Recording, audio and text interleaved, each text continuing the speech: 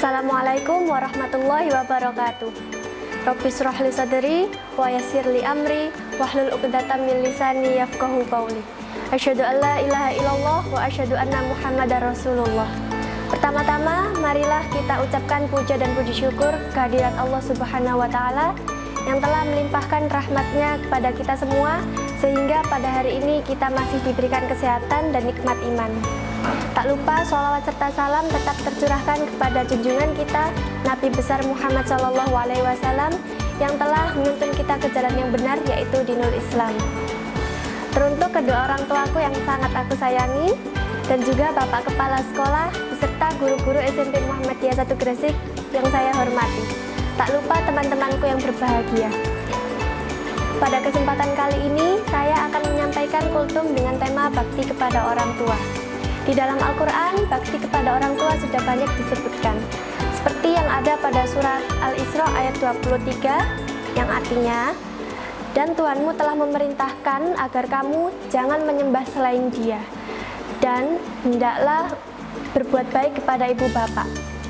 Jika salah seorang di antara keduanya atau kedua-duanya sampai berusia lanjut dalam pemeliharaanmu, maka janganlah engkau sekali-kali mengatakan kepada mereka perkataan dan janganlah engkau membentak mereka, dan ucapkanlah kepada mereka kata-kata yang baik. Contoh yang lain seperti yang ada pada surat Al-Ahqaf ayat 15. Di sini saya akan sedikit bercerita. Alkisah di suatu zaman, di zaman Nabi, hiduplah seorang pemuda yang berasal dari Yaman. Ia bernama Uwais Al-Qarni. Nama Al-Qarni yang ada padanya memiliki arti penghuni langit. Uwais sangat terkenal di kalangan penghuni langit karena ia sangat menaati dan mencintai ibunya.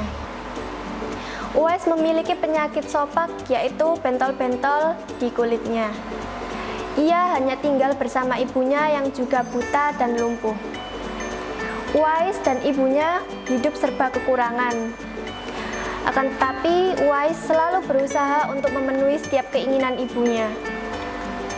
Suatu ketika, ibunya memiliki keinginan untuk pergi haji ke Mekah. Di situ Uwais berpikir bagaimana caranya ia bisa membawa ibunya pergi haji ke Mekah. Akhirnya terlintas suatu ide di dalam benaknya. Uwais pergi untuk membeli anak domba dengan sedikit uangnya. Uwais mulai membangun kandang yang berada di atas bukit. Uwais menggendong anak dombanya naik turun bukit setiap hari. Banyak warga yang tinggal di sekitarnya menertawakan, mencemooh tingkah lakunya. Bahkan mereka menganggap bahwa Uwais sudah tidak waras. Akan tetapi Uwais tidak memperdulikan cemoohan itu. Yang ada di pikirannya sekarang hanyalah ibunya. 8 tahun berlalu, musim haji pun tiba. Domba yang selalu digendong Uwais pun bertambah berat. Tetapi Uwais sudah tidak merasakan beban lagi karena ia sudah terbiasa melakukannya. Di musim haji itu, Uwais membawa ibunya untuk pergi haji. Di situ juga orang-orang yang dulu mengejeknya tahu tujuan Uwais untuk menggendong dombanya itu. Uwais menggendong ibunya dari Yaman hingga ke Mekah. Sampai di Mekah, Uwais tetap menggendong ibunya untuk berkeliling untuk tawaf. Saat di depan Ka'bah, Uwais berdoa kepada Allah agar mengampuni semua dosa ibunya. Ibunya pun bertanya kepada Uwais, kenapa dia tidak berdoa untuk dirinya sendiri? Uwais hanya menjawab bahwa ia hanya membutuhkan ridho ibunya untuk bisa masuk ke surga. Mendengar ketulusannya, seketika itu juga Allah menyembuhkan penyakit sopak yang ada pada tubuh Uwais. Hanya menyisakan lingkaran kecil yang ada di telapak tangannya. Setelah berhaji, Uwais memutuskan untuk mengunjungi rumah Nabi yang berada di Madinah. Sayangnya, saat Uwais sudah sampai di sana, Nabi sedang pergi untuk berperang dan tidak tahu kapan kembali. Di situ Uwais sempat bingung, tetapi pada akhirnya Uwais memilih untuk pulang karena ia teringat akan pesan ibunya yang menyuruhnya untuk cepat kembali.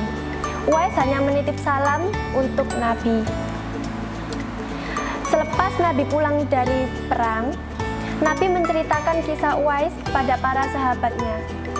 Nabi berpesan kepada para sahabatnya, jika nanti para sahabatnya menemukan tabi'in yang berasal dari Yaman dengan ciri-ciri lingkaran putih yang berada pada telapak tangannya, mereka disuruh Nabi untuk meminta doa dan juga istighfarnya, karena Uwais termasuk penghuni langit. Singkat cerita, saat wafatnya Uwais, banyak sekali orang yang datang untuk menghadiri pemakamannya. Padahal Uwais tergolong orang yang fakir. Diketahui orang-orang tersebut adalah malaikat yang diutus oleh Allah sendiri.